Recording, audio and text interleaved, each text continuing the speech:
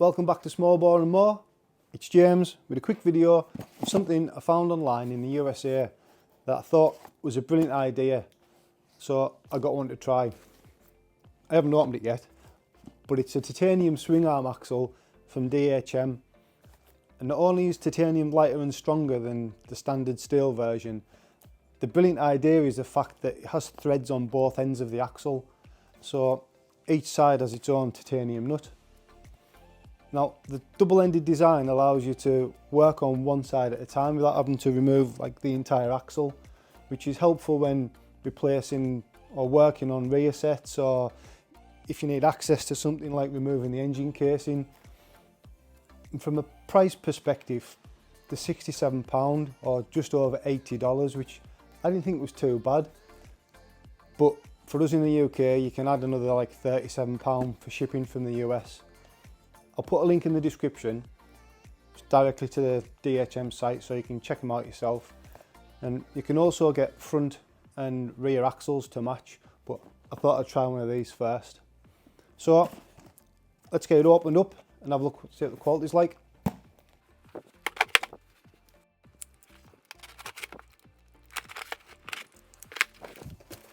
Oh, I forgot I'd ordered that from the same place. It's the new cam chain tensioner from the Speed Shop.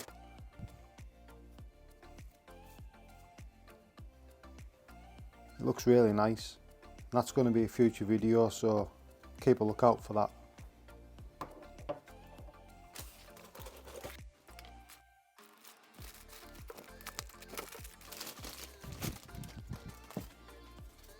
Sticker for the bench, can't beat a free sticker. So right away it feels really well finished. It's got the DHM logos etched on.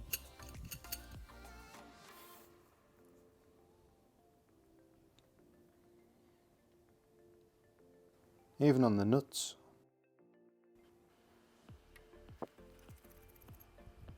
It feels really light. Let's get it on the scales. So 169, 170 grams. So before we take the old axle out, I'm going to take the weight of the bike with a small bottle jack. The other end of the swing arm is supported by the paddock stand, so with the bike supported I should be able to slide the new one through. Just whip the old nut off. Now I'm going to use the new axle to push the old axle out. So I'm just going to dry fit it first, just to where the nuts go, before adding the anti-seize. So that's the OEM one out. Let's see how heavy it is. So that's coming in at 290 grams, which makes the new one 120 grams lighter, which is like a 40% reduction. Quite impressive, although you'll never notice such a small weight reduction in reality.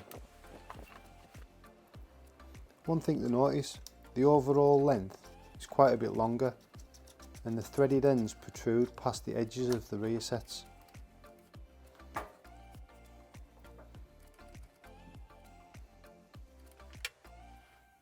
Right, let's get some anti-seize on and get it installed.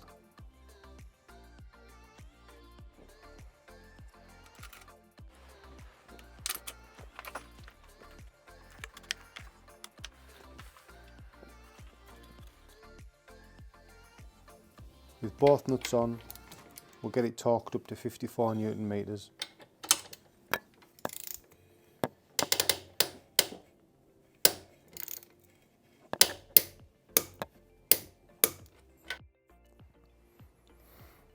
Okay, so that's the axle on the bike. So what are my thoughts? Well, I have a couple.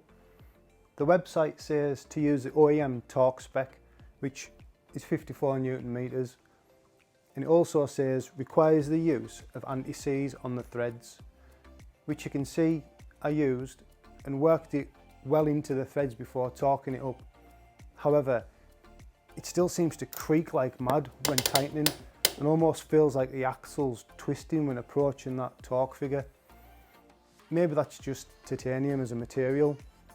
If anyone knows, you think that's normal, let me know in the comments. The other thing is, when loosening the nuts, obviously one nut comes loose before the other, and sometimes, not all the time, but sometimes the other nut seems to lock in place. So when you try and unscrew it, the nut and the shaft rotate together. And it's not like you can grab onto the shaft with anything mechanical to stop it rotating, because obviously you'd risk damaging it. I did find though that a small impact wrench worked well to break the friction and free the nut.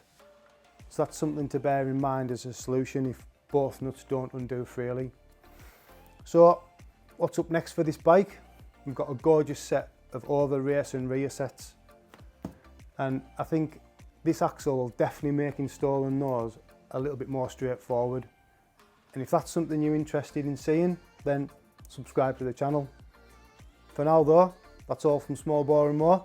Catch you on the next one. Take care.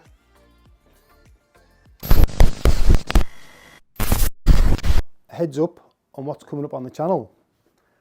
We're going to dyno this bike in a couple of weeks' time, and we're doing that to answer the age-old question of whether performance modifications, like an exhaust and an aftermarket intake, so both sides of the engine, mean you must tune the ECU. So we're putting this bike back to standard. We're reinstalling the standard exhaust and the airbox.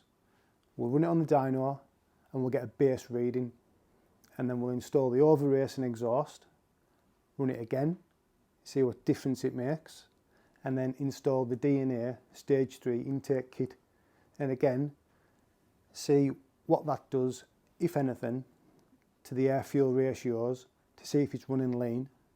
And if it is, well, of course we'll address that and see what the maximum power we can get out of this otherwise stock 9.5 horsepower engine could be.